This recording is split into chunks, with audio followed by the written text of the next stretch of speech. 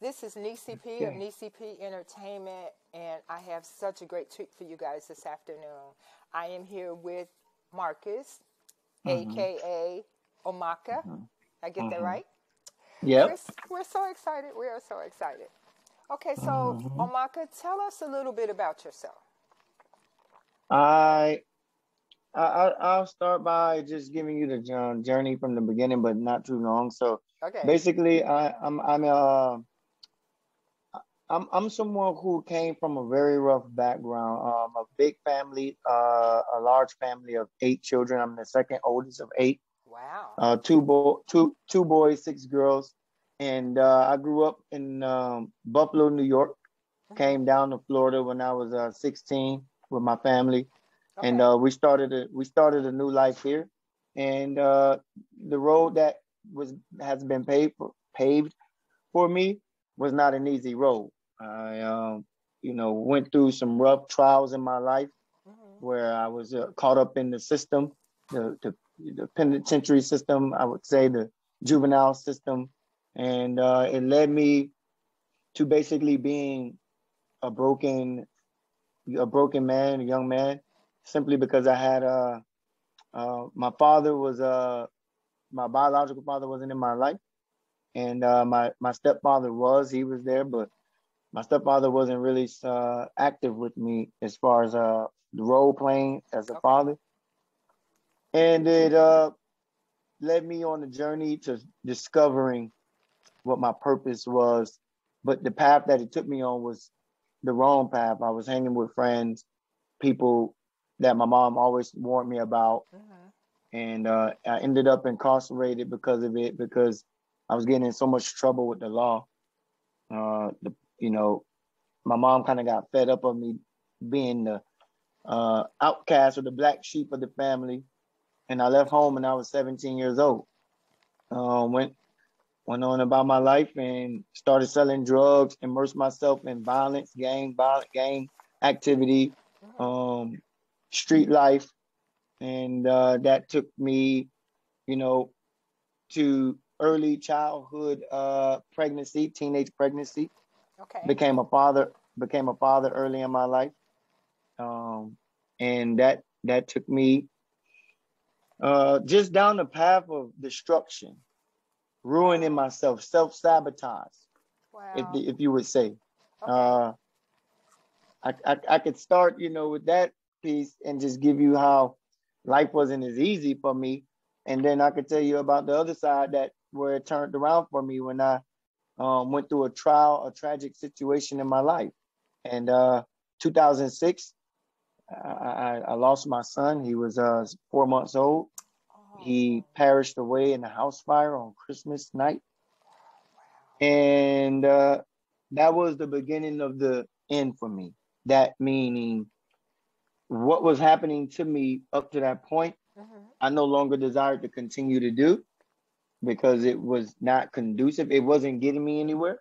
Okay. So when my son passed away, I went into a dark space, and that dark space led me to become a poet. You know what I mean? Like I was writing. Yeah. I wrote a lot, and that's how you met me, right? Through my Right. poetry, Right. right? So I wrote a lot of poetry during those dark times, that dark year, 2007. I went through that dark spell in my life, just writing poetry, and one thing led to another. I end up taking the poetry, sharing it with some people. People told me that they wanted to hear more of it, and I started doing more of it. Then a teacher at a poetry event would be in the house, and she would hear it and ask me to come at the school and share. And then I would go there, and they would ask me to come to the church and share, and I would go there, and they would ask me to, come to these events that they were doing everywhere I went, share Okay. my poetry. I would always get these offers and opportunities to share my spoken word, and so I began to do that, and it opened more doors for me, and that's when I started to see the turnaround for my life, where I started to see things in a good way happen for me Okay. because I was being more raw, I was being more authentic, and I was being more open, vulnerable. I was being my real self, you know, Wow. and that's how my spoken word. started with me, and it led me to write a book. And I wrote one book after another. I wrote 6 books, and I wrote a best-selling book where not a New York Times bestseller. I don't want people to think I'm a New York Times bestseller.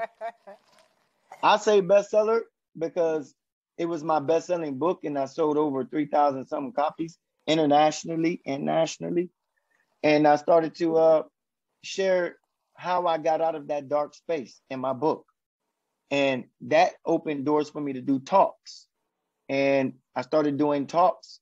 The churches started inviting me in to do talks, tell my testimony. And I discovered Jesus in that phase of my life. Okay. And Jesus was my savior, in a sense, my bedrock, the foundation of what grew me into who I am today. And I did that I was with the church for 10 years. The church was sponsoring me to speak more, offering me more opportunities to go out. And so I started speaking in schools, speaking in universities, and my name started getting around the city, around the state. Took me a lot more places. And next thing you know, I arrived at this place in my life where, the spotlight was on me. News channels started calling me. Radio stations started calling me. And I just started to share my raw story. And I had a pivot in my life where the way religion was working for me wasn't working for me any longer. I couldn't find myself encased with the church. So I took a sabbatical from the church and I went on my journey, spiritual journey. I'm leading to how I became Omaka. Okay. I went on my spiritual journey, took a trip to the Philippines, met with some spiritual masters out there, and came back here, did another one, went on another trip, and another trip. And I got to North Carolina. I met this guy. He calls himself an earth keeper. He was from Africa. And he did this spiritual initiation on me. We was deep in the woods. We went to this water hole where he initiated me in the spirit and kind of like did this spiritual renewal on my mind and on my spirit. And from that point, I became Omaka. And that was about 2018, 19 in a sense. And I took on this new identity. And that was Omaka, the light. I started calling myself Omaka the light. But Omaka didn't come to me because I just chose the name. It came to me when I was meditating one day. And I heard the name Omaka, and I was like, okay, that's what I'm going to go with. And when I looked up the name Omaka, it means in Africa, beautiful, lovely servant of good. Wow. Yeah. Wow. So that's I'm sorry. That's how I can wrap myself up. That's me in the nutshell. So, okay, with the journey that you went on, what do you think most inspired you? I mean, you've been all over the place. You've spoken all over the place. So what actually do you think deep down inside inspired you to change your name and feel the way that you do now?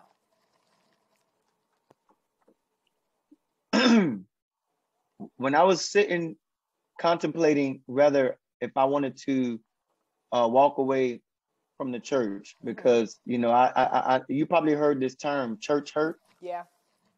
Yeah, I had a lot of that. I didn't believe what I was taught any longer. I wasn't believing it. It wasn't resonating. And I remember sitting home on the couch one day, and I just fell into this deep meditation, and that was 2017. I fell into this deep meditative state where I was just with my own thoughts. And that's when I got the inspiration, because meditation actually healed my mind. It healed me in the sense where I didn't have to say to myself, I'm leaving the church. It was more so I was leaving religion and still having a sense of Christ in my spirit. a sense of being led by that spirit of Jesus, that Christ spirit. And that's what inspired me. I read a scripture where it says that Jesus went up into the mountains to pray and meditate. And when he came back, he found his disciples asleep. You know what I'm saying? Right. And when he was trying to bring them that wisdom. And that's how I saw me in that meditative state. I saw me going away, coming back with this wisdom that will illuminate the minds of the people I would share this practice with. And that's what inspired me to go not only into meditation, but also to change my name, because I truly believe when you undertake a new spirit in your soul, you are also undertaking a new identity. When Paul fell asleep, when Saul fell asleep, he found Saul and he said, Saul, why are you persecuting my people? And he went into a deep sleep. Right. When he woke up out of that deep sleep, his name was Paul, and he had a new mission, and he became a whole new being. And so when he went on that mission to tell people about this love of Christ, this meaning of life, that's kind of like that was me. That's what I saw happen to me. Basically a whole new undertaking, Wow. That's what inspired me more so. That is extremely interesting to be able to, and unfortunately, a lot of people suffer from church hurt, whether it be the church itself or the parishioners that are there. And so I think sometimes we don't realize how we are destroying people because of that. It just kind of diminishes your faith. It diminishes your faith in people, because all of you are supposed to be on the same plane. So I get it. I really get it. Yeah. So tell Absolutely, me a little bit about this summit that you're involved with. Oh, okay. I started this meditation practice called Soul Center. It's spelled differently. It's not Soul, Soul, it's SOHL. It's an acronym for Sanctuary of Holistic Love.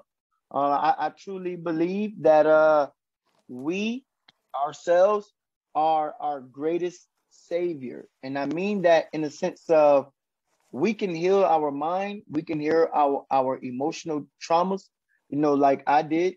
We can heal a lot of the things that we go through: depression, anxiety, stress, traumas, all that stuff we can heal. And I decided to start this new life of building this soul center practice where I would teach people how to go deep into themselves using meditation. And from that program that I built, that company I built, I started leading retreats. So I led retreats, deep spiritual retreats in Sedona, Arizona. I took a group of people out there with me. I took people out to North Carolina with me, to Florida and inside Florida with me, Louisiana. And I started also integrating educational workshops like summits. So the summit, the Soul Healing Global Summit, I've been everywhere, not everywhere, but I've been a few places around the world. I've been to Egypt, Costa Rica, Dominica, Philippines. I've been some places in my life, and I've seen what it truly takes to actually be present in order for people to find a sense of peace and solace and healing in their lives. Okay. And it doesn't take a whole lot. So the summit is about that. The summit is about bringing these practitioners together, Qigong practitioners, these Eastern philosophies, African philosophy, Asian philosophy, Indian philosophy, bringing these Eastern philosophies to the Western world. Qigong, somatic healing, intuitive guidance. I'm bringing a lot of that and interweaving this sense of knowledge, wisdom, and educational truth to the forefront. I'm bringing it to the forefront. I've been doing summits for about 5 years now. Okay. But never have I done a summit where I've involved other practitioners, other facilitators, and healers. And so that's what I'm doing. Most of what I do with my practice is natural. we try to use all natural resources, drink natural, eat natural, live natural. We try to create natural environments around us so that what is speaking to our minds is that what God created in and of itself. I have a saying that goes like this. There is no rule book to life. And the reason why I say that is because everything that we were given, everything that we were brought in this world with, God has equipped us. Yes. Let me give me one.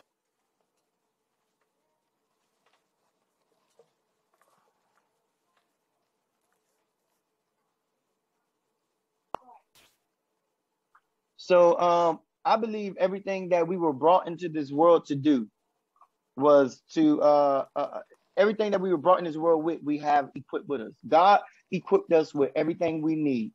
And so that's what the summit is about. Bringing natural practices to the public. So people can see, Nessie, I want to say this.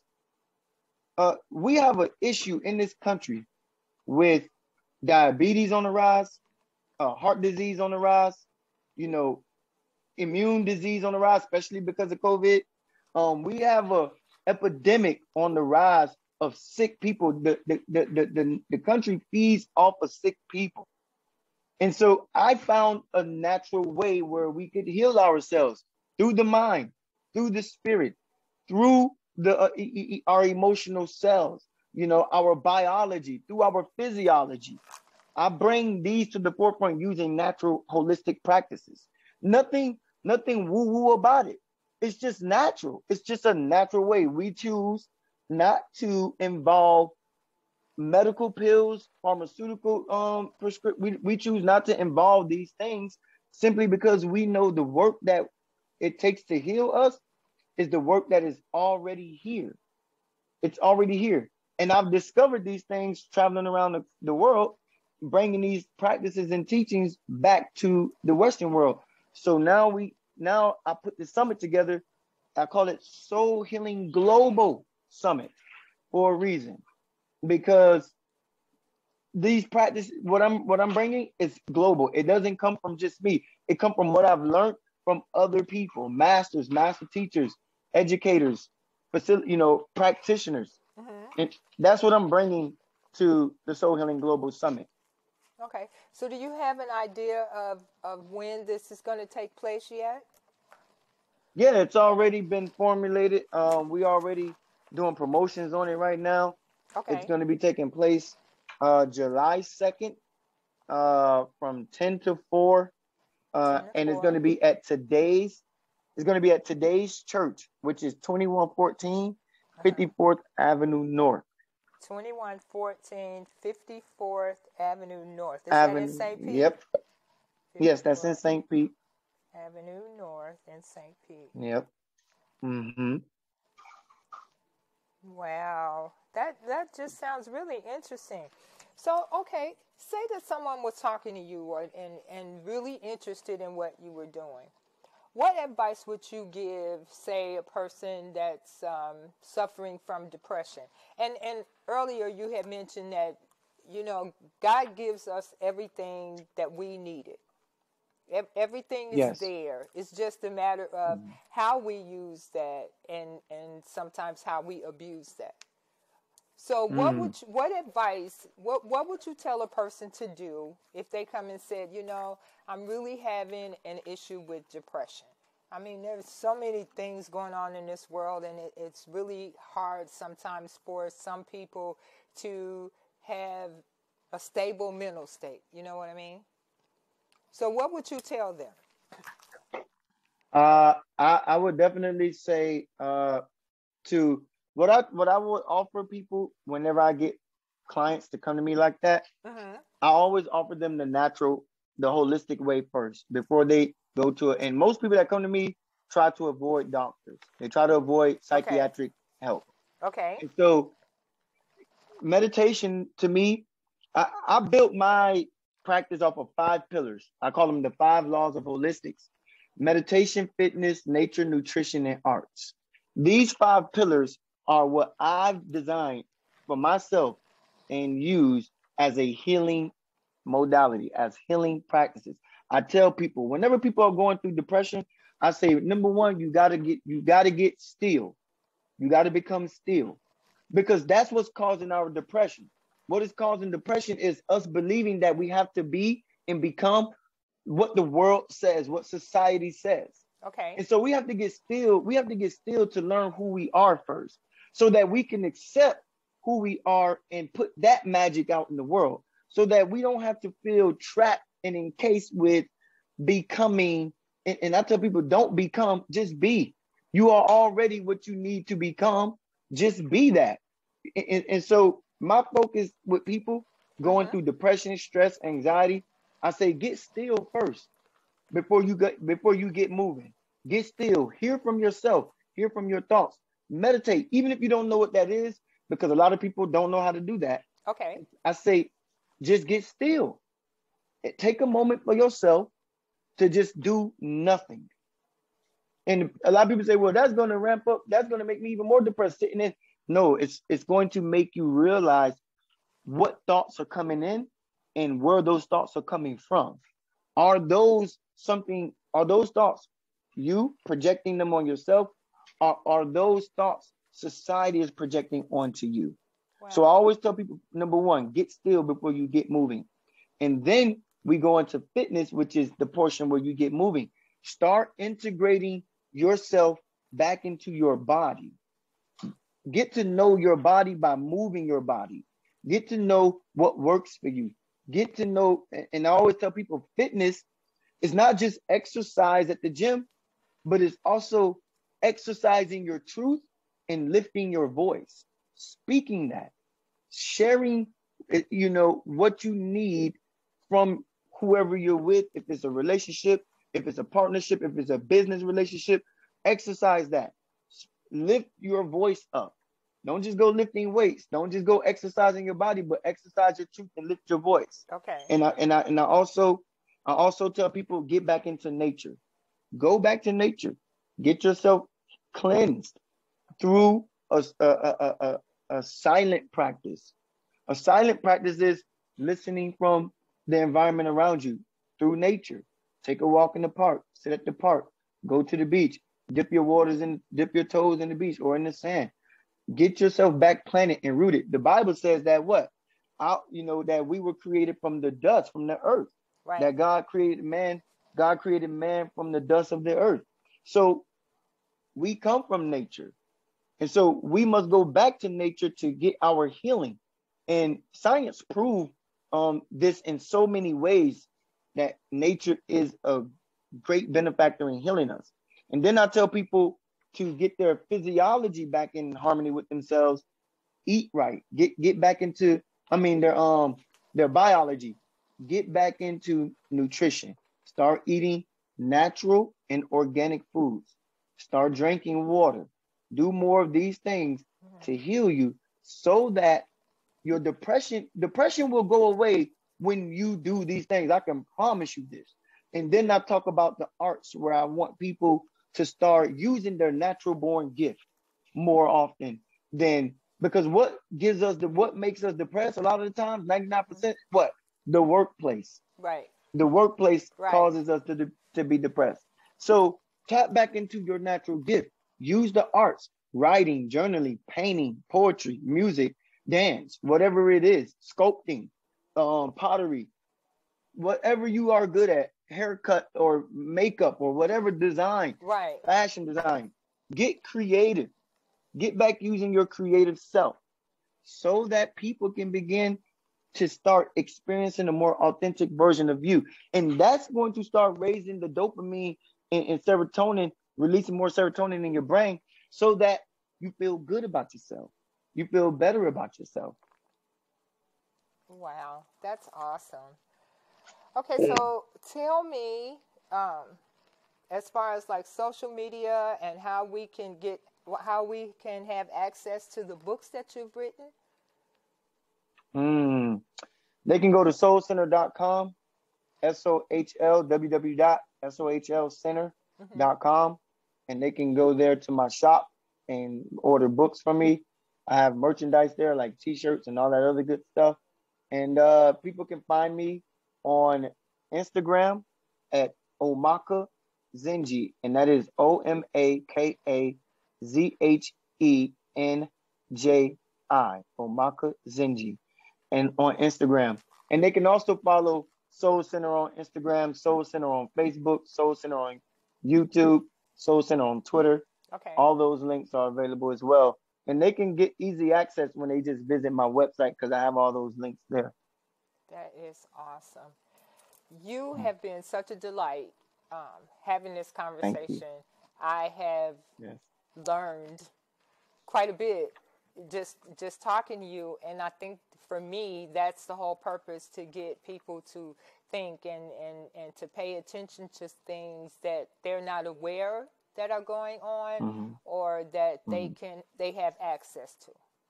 So I thank you. I thank you. Thank you. I thank you so much. Thank you. I appreciate you. I would like to, at some point, after your summit is over, for us to sit down and tell me what you thought about it, what impact that you felt like you had on the community and things like that. So would you be willing to come back and talk to us?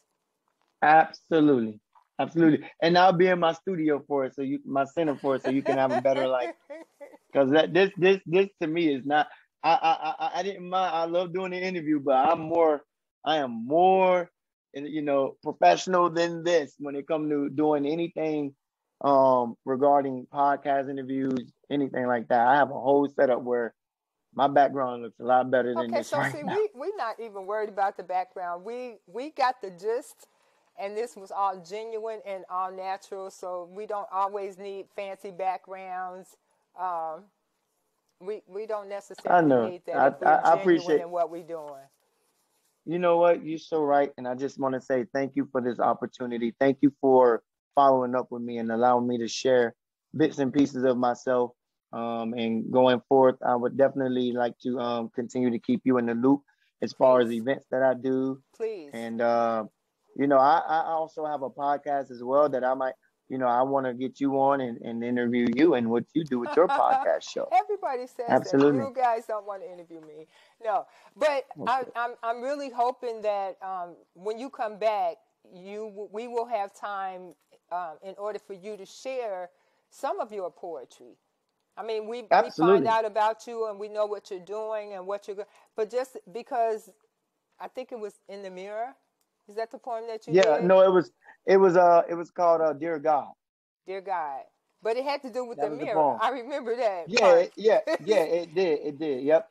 Because that's the ending part of it. Yeah, the impact that it had on me was to go home and look in the mirror and see if there was a difference. And sometimes, and I can only speak for me, a lot of times if you take the time to look actually in the mirror, you don't see your reflection. Sometimes you see what's on the inside. And that makes a big difference because I feel like you're more in tune to yourself like that. So I was very impressed with that poem. And that was one of the reasons that I really wanted to talk to you, because I just thought it was awesome. And I can't find anybody that taped it. So you know what? We're going to get that out. I have the recording of it. Do you? Yeah, I do. I can send it. I can send you the video to it. I have the recording of it. Please do, because I would love to be able to share that on my Instagram and my Facebook and my website, just so people can get to. Hopefully, they will felt what I felt, and it's like, wow, I never really thought about that, So it was really awesome. So I applaud you. I really do. Thank you. I appreciate it. I'm gonna send it to you in an email. Okay, that's a definite. Thank you. This has been Nessyp and Nessyp of Entertainment. Back to you in the studio. Thank you. Thank you, Nessyp. Thank you, Nessyp.